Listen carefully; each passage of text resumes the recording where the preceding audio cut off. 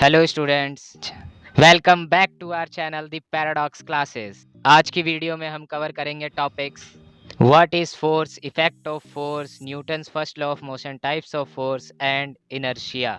सो students, force का मतलब होता है जब हम किसी भी चीज को पुल करें या पुश करें। जैसे आप इस फिगर में देख रहे हो, एक तरफ पुल हो रहा है, एक तरफ पुश। इसी को हम क्या कहते हैं? फोर्स। सो स्टूडेंट, फोर्स के बाद हम जानेंगे effect of force. Effect of force में सबसे पहला क्या इफेक्ट है कि हम फोर्स की मदद से किसी भी चीज की शेप और साइज बदल सकते हैं, उसकी स्पीड और डायरेक्शन को बदल सकते हैं। मैम, फोर्स का एक और इफेक्ट पता है क्या है? फोर्स किसी भी रुकी हुई चीज को मोशन में ला सकता है, जैसे कि आप इस इमेज में देख रहे हैं, और किसी भी मोशन वाली चीज को रोक सकता है। फोर्स को जानने के बाद उसके टाइप्स भी पता होनी चाहिए। तो टाइप्स ऑफ फोर्स आप सोचिए।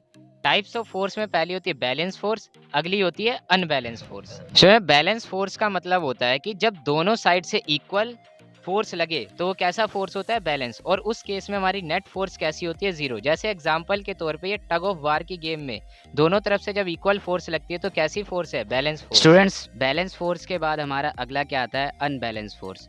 स्टूडेंट, अनबैलेंस फोर्स हम तब कहते हैं जब हमारा जो नेट फोर्स है वो क्या रहे? ग्रेटर देन जीरो रहे। तो वही क्या होती है? हमारी अनबैलेंस फोर्स। जैसे आप इस इमेज में देख रहे हैं, जैसे ही दूसरा बंदा आया तो फोर्स कैसी हो गई? अनबैलेंस। और ये आकर क्या हो गया? गिर गया धड़ाम से। स्टूडेंट्स, हमारे अनबैलेंस फोर्स के ना कुछ इफेक्ट्स होते हैं। जैसे जो अनबैलेंस फोर्स होता है ना, वो किसी भी रेस्ट ऑब्जेक्ट को मूव करवा सकता है, किसी भी मूविंग ऑब्जेक्ट को स्टॉप कर सकते हैं, जैसे इस इमेज में दिख रहा है, और किसी भी ऑब्जेक्ट की स्पीड को इंक्रीज या डिक्रीज भी कर सकते हैं। स्टूडेंट्स, अनबैलेंस फोर्स के इफेक्ट जानने के बाद हम अपने अगले टॉपिक पर चलते हैं, law of motion. Law of motion सबसे पहले गैलीलियो गैलीली ने दिया था, जिसमें उन्होंने कहा था अगर कोई ऑब्जेक्ट कांस्टेंट स्पीड से चल रही है तो वो चलती रहेगी और कभी रुकेगी नहीं, कि जब तक उस पे कोई एक्सटर्नल फोर्स ना लगे। एक्सटर्नल फोर्स लगते ही वो क्या स्टूडेंट्स, होगी? गैलीलियो की बातों को पढ़कर ही न्यूटन जी ने 3 लॉ दे दिए, जिसमें सबसे पहला लॉ क्या है? अगर कोई ऑब्जेक्ट रेस्ट में है तो वो रेस्ट में ही रहेगी, अगर कोई ऑब्जेक्ट मोशन में है तो मोशन में ही रहेगी, जब तक उस पर बाहर से कोई एक्सटर्नल फोर्स ना लग जाए। जैसे आपने इमेज में देखा, बंदा किसमें था? रेस्ट में। मम्मी ने जैसे ही पानी डाला, बंदा झपाक से एकदम से उठ खड़ा हुआ। Students, first law of motion को समझने के लिए हमें इनर्शिया भी समझना पड़ेगा। और इनर्शिया क्या होता है? इनर्शिया कहता है मैं जैसा हूँ मुझे वैसा रहने दो। अगर मैं रेस्ट में हूँ तो मुझे रेस्ट में रहने दो, अगर मैं मोशन में हूँ तो मुझे मोशन में रहने दो। उस इमेज के अंदर कोई बंदा किस में आ रहा था? मोशन से आ रहा था।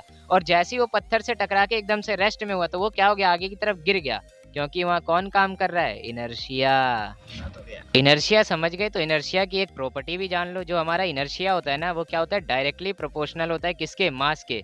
अगर इनर्शिया ज्यादा तो मास ज्यादा, अगर मास ज्यादा तो क्या? इनर्शिया ज्यादा।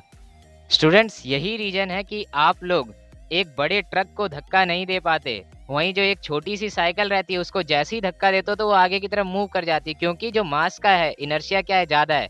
और वो उसको कह रहा है बेटा तू रेस्ट में रह, मोशन में आने की कोशिश मत कर।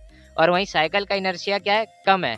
स्टूडेंट्स, तो हर बार की तरह वीडियो के एंड में आपके लिए एक क्वेश्चन, और इसका जवाब आपको कमेंट सेक्शन में देना है। क्वेश्चन ये है कि हमारे लिए किसी एक ट्रक को रोकना क्यों इतना मुश्किल होता है? एक किसी एक मोटर